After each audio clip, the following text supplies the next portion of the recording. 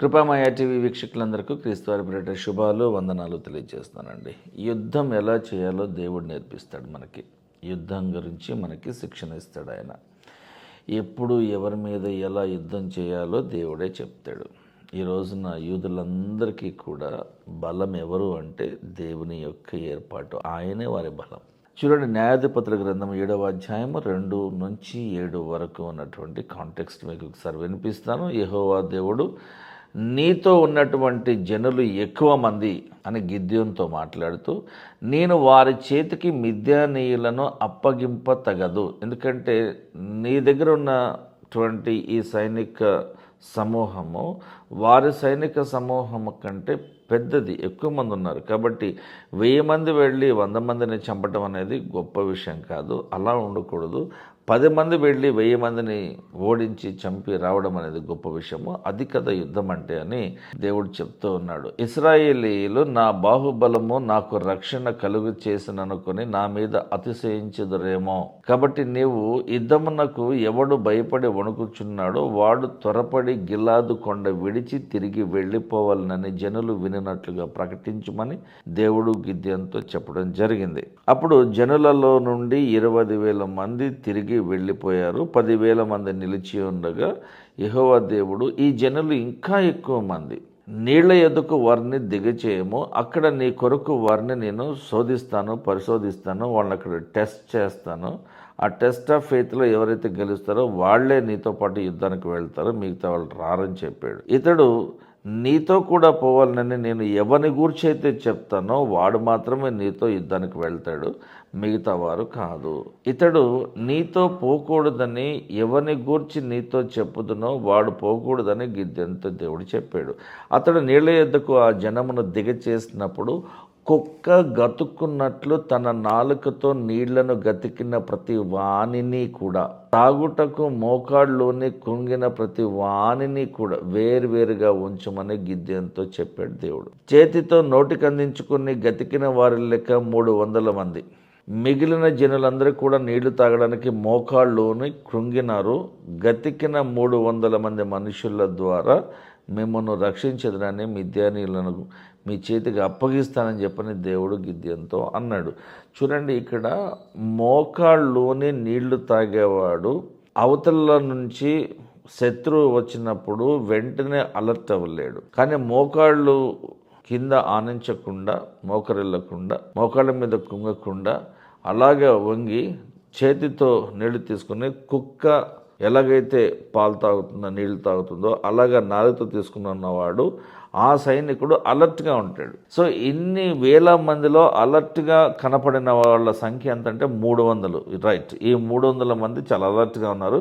వీళ్ళు నీకు సరిపోతారు, వీళ్ళ ద్వారా నేను విజయాన్ని ఏర్పాటు చేస్తానని చెప్పాడు. అంటే యుద్ధం ఎలా చేయాలో, ఎవరి మీద చేయాలో, ఎప్పుడు చేయాలో, ఎలా చేయాలో, ఎంతమంది చేయాలో, ఎవరెవరు యుద్ధం చేయాలో దేవుడు ముందుగానే మనకి తెలియజేస్తాడు. ఆయన మన తోడుగా ఉండగా, దేవుడు మన పక్షముగా ఉండగా మనకేం భయం అండి? ఈ రోజున యూదుల యొక్క విశ్వాసము, యూదుల యొక్క బలము దేవుడే, యెహోవా దేవుడే. ఆయననే వారు నమ్ముకుంటారు. కాకపోతే వచ్చిన బాధలు ఏంటంటే యేసుక్రీస్తు దేవుని కుమారుడు నమ్మరు. సో ఇది జరగవలసినది. ఎప్పుడైతే 100కి 33 మంది నమ్ముతారో అప్పుడు యెహోవా దేవుడు రెండవ రాకడ కొరకు యేసు ప్రభువునే సిద్ధపరిచి పంపించడం జరుగుతుంది. ఇక్కడ మీరు ఈ కాంటెక్స్ట్లో మరొక విషయాన్ని మనం చూడగలిగితే, దేవుడు గిద్యోను లాంటి దీనులను తీసుకొచ్చి నిలబెట్టి, పిరికివాడుగా ఉంటున్నటువంటి గిద్యోనును, ఎన్నిక లేనివాడుగా ఉంటున్నటువంటి గిద్యోనును, మనషే గోత్రములో లీస్ట్ అమౌంట్గా ఉంటున్నటువంటి గిద్యోనును తీసుకొచ్చి నిలబెట్టి, నువ్వు పరాక్రమము కలిగిన బలాఢ్యుడవు, నీ పవర్ ఏంటో నీకు తెలియట్లేదని చెప్పని అతన్ని ఎంకరేజ్ చేసి, నీకు నేను తోడుగా ఉంటానని ధైర్యం ఇచ్చి యుద్ధానికి పంపించాడు దేవుడు. అంటే ఇక్కడ దీనులను వాడుకుని దేవుడు తన కార్యములను సఫలపరుచుకుంటున్నాడు అని చెప్పడానికి గిద్యోను జీవితము ఒక స్పష్టమైనటువంటి ఉదాహరణ. ఇంకా చెప్పాలంటే గిద్యోను వాళ్ళ ఊరి జనానికి భయపడి తన తండ్రి కట్టించినటువంటి బయలుదేవత విగ్రహాన్ని పడగొట్టి నరికివేసి దాన్ని కాల్చివేయడానికి కూడా భయపడ్డాడు. చాలా భయపడ్డాడు వాస్తవానికి. కానీ దేవుడు తన మహిమతో గిద్యోనుని హెచ్చించాడు. ముందుగా ఒక రకంగా హెచ్చరించాడు, అటు తర్వాత ఆ గిద్యోను ఆయన హెచ్చించాడు. అంటే ఏంటంటే దేవునికి విధేయత చూపే వారికి ఆశీర్వాదము ఇలాగా మెండుగా వచ్చేస్తుంది. దేవుడు తనను ఆరాధించేవారిని, తనకు భయపడేవారిని, తనకు లోబడేవారిని, తనకు విధేయత చూపించేవారిని ఉన్నత స్థలముల మీదే నిలబెడతాడు. పెంటకుప్పల మీద నిన్ను పడేయడు ఆయన. రోమీలకు రాసినటువంటి పత్రికలో పౌలు గారు ఒక మాట అంటున్నాడు చూడండి, 12వ అధ్యాయం 2వ వచనంలో, మీరు ఈ లోక మర్యాదను అనుసరింపక ఉత్తమమును అనుకూలమును సంపూర్ణమునయున్న దేవుని చిత్తమేదో పరీక్షించి తెలుసుకోండి అని అంటున్నాడు. అంటే ఇక్కడ ఏమంటే God doesn't call the qualified but he qualifies the called. అంటే దేవుడు అర్హులైన వారిని తన సేవ నిమిత్తము పరిచర్య నిమిత్తము పిలవడు, కానీ ఆయన ఎవరినైతే పిలుస్తాడో వారిని అర్హులుగా చేస్తాడనమాట. కాస్తో కూస్తో జ్ఞానము కలిగిన, చదువు కలిగినటువంటి, చిన్నపాటి అర్హత కలిగినటువంటి, పెద్ద క్వాలిఫికేషన్స్ లేనటువంటి జాలరులను దేవుడు అపోస్తలులుగా ఉండడానికి పిలిచి వారికి దేవుని యొక్క రాజ్య సువార్తను ప్రకటించే బాధ్యతనిచ్చి పంపించారండి. అంటే అర్థం ఏంటి? God doesn't call the qualified people but he qualifies the people that called by him. There are a few people called by God. చాలా మందిని దేవుడు పిలవడు, కానీ వారు దేవుని సేవ చేయాలనేటువంటి ఆతురత కలిగి, ఒక ఇంట్రెస్ట్ కలిగి దేవుని వాక్యాన్ని ప్రకటిస్తూ ఉంటారు. తప్పేం కాదు.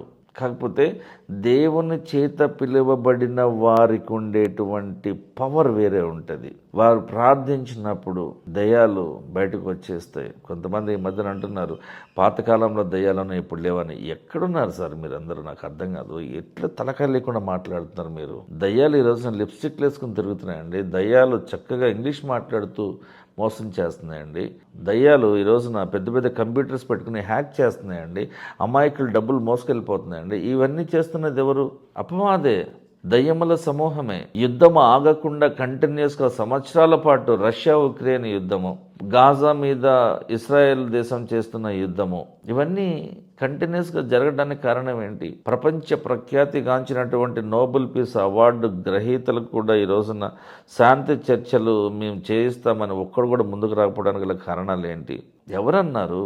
దయ్యాలు లేవని ఎవరన్నారు? పట్టి పీడిస్తున్నాయండి మనుషులను. ఆత్మహత్య చేసుకోవడం వెనక అపవాది హస్తం ఉందనే విషయం కూడా మీకు తెలియట్లేదే. మనం ఈ రోజున ఆత్మీయ యుద్ధం చేయాలి. శారీరక యుద్ధాలు అనేటువంటివి చేసుకుంటాడు. ఒకటి మీద ఒకటి బాంబు వేసుకుంటాడు, ఇంకోటి మిసైల్ వేస్తాడు, ఒకటి బ్యాలిస్టిక్ మిసైల్ వేస్తాడు, ఒక డైరెక్ట్గా నేను ఆటం బాంబు వేసేస్తాను, న్యూక్లియర్ బాంబు వేసేస్తాను, మొత్తాన్ని లేపేస్తాను భయపెడుతుంటాడు. అది వాళ్ళకి పని పాట లేకుండా ఏదో కోట్ల రూపాయలు ఖర్చు పెట్టుకుని యుద్ధాలు చేసుకుంటున్నారు. కానీ ఈ రోజున ప్రతి క్రైస్తవుడు కూడా చేయవలసిన యుద్ధం ఏంటంటే ఆత్మీయ యుద్ధము, స్పిరిచువల్ వార్ఫేర్లో ఈ రోజున మనం ఉన్నాం. కంటికి కనపడనటువంటి అపవాది సమూహముతో మనం ఈ రోజున కొట్లాడుతున్నాం. మన యుద్ధము వేరే. అసలు ప్రపంచ దేశాలలో ఎవరు చేయని యుద్ధము, ప్రతిరోజు ప్రతి క్షణము చేసేటువంటి యుద్ధము క్రైస్తవులు చేసే యుద్ధమే. ఇదే ఆత్మీయ యుద్ధము. అపవాదికి మనకి మధ్య జరిగేటువంటి యుద్ధము ప్రతి విషయంలో జరుగుతుంది. నీ భార్యకు నీకు కొట్లాట జరిగిందంటే అక్కడ వాడున్నాడు. నీ పిల్లలు నీ మాట వినట్లేదంటే అక్కడ వాడున్నాడు. అపవాది ప్రలోభాలకు గురి చేస్తాడు. నీకు నచ్చని పని నీతోని బలవంతంగా చేయిస్తాడు. ఏం కాదులే, పర్వాలేదులే అని నీతోని నచ్చ చెప్తాడు, నిన్ను కన్విన్స్ చేస్తాడు వాడు. ఈ ఆత్మీయ యుద్ధములో, ఈ స్పిరిచువల్ వార్ఫేర్లో ప్రతి ఒక్క క్రైస్తవుడు, ప్రతి ఒక్క క్రైస్తవురాలు కూడా ఒక మంచి సైనికుని వలె మంచి పోరాటము పోరాడి తిని, పరుగు తుదముట్టించి తిని, నా విశ్వాసమును కాపాడుకుంటుని అని పౌలు గారు తన మరణకాలమందు ఎలాగైతే అన్నాడో అలాగా ప్రతి ఒక్క క్రైస్తవుడు క్రైస్తవురాలు అంతే విశ్వాసముతో బ్రతకాలని, వారి ఆత్మలను దేవునికి వారు అప్పగించుకునే కార్యక్రమంలో ఉండాలని నేను మనస్ఫూర్తిగా కోరుతూ ఉన్నానండి. చిన్న ప్రార్థన కొరకే తలలో ఉంచుదాం. పరలోకమందున్న మా తండ్రి, మా ప్రార్థన ఆలకించండి ప్రభువా. మా యుద్ధము కంటికి కనపడేటువంటి వ్యక్తులతోనో లేదా శక్తులతోనో కాదు, కానీ మా కంటికి కనిపించినటువంటి అదృశ్యములుగా ఉంటున్నటువంటి అపవాది సమూహముతోనే మేము ప్రతిరోజు ఆత్మీయ యుద్ధం చేస్తూ ఉన్నాం ప్రభువా. ఈ యుద్ధములో మేము గెలిచేవారముగా, విజయం సాధించేవారముగా ఉండాలని కోరుకుంటూ ఉన్నాం. యేసు ప్రభువారు అపవాది తల చిత్త కొట్టేశారు ప్రభువా, అయితే పూర్తిగా చంపకుండా వదిలిపెట్టేశారు ఆయన. ఎందుకంటే ప్రతి ఒక్క విశ్వాసురాలు కూడా ఆ చిత్త కొట్టబడినటువంటి సాతాను తలను ప్రతి ఒక్కడు కూడా మళ్ళీ తల మీద కొట్టి చిత్త కొట్టాలని, ప్రాణం పోయేంత వరకు కూడా ప్రతి ఒక్క క్రైస్తవురాలు ఆ తలను చిత్త కొట్టేటువంటి అవకాశం మాకు కూడా ఇచ్చి ఉన్నామనే సంగతిని మేము గ్రహించాలి ప్రభువా. ఎంతోమంది క్రైస్తవులు నామకార్థ క్రైస్తవులుగా బ్రతికేస్తూ ఉంటున్నారు ప్రభువా. నిజమైనటువంటి క్రైస్తవులుగా వారందరూ బ్రతికే విషయం వారికి సహాయం చేయమని యేసుక్రీస్తు వారి పరిశుద్ధ నామంలో ప్రార్థిస్తున్నాం తండ్రి. ఆమేన్. Thank you.